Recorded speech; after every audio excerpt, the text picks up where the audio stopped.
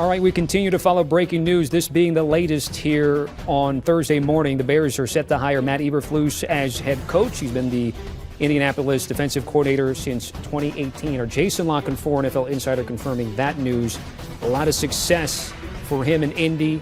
The Colts allowed 21 or fewer points in 31 of his 65 games, and it looked like Chicago, with new GM Ryan Poles, going defensive-minded because they were also in talks with Jim Caldwell, Dan Quinn, Eberflus on Wednesday, ultimately going with a different match. So we came into this morning with all the head coaching vacancies. Then the Broncos this morning with Nathaniel Hackett started the trend.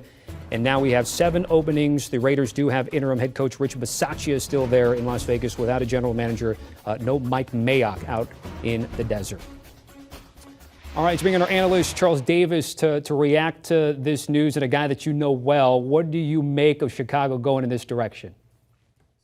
Well, I heard you talk with Brian McFadden earlier, and I would agree with BMAC that it's a little bit of a surprise that they went defense in terms of what the head coach brings to the table in terms of his resume and background.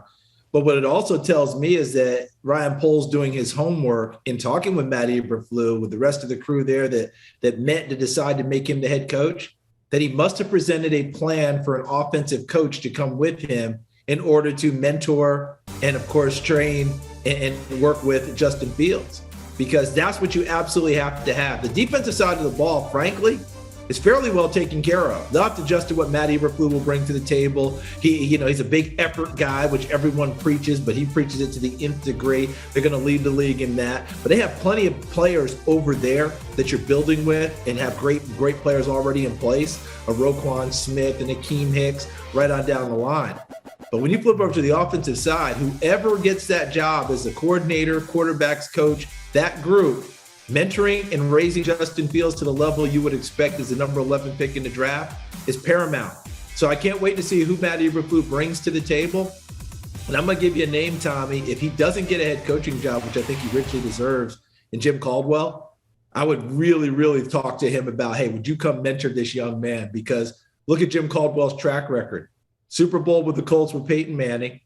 The best years of Matt Stafford's career in Detroit, where they went to the playoffs twice when other people couldn't come close to sniffing the playoffs.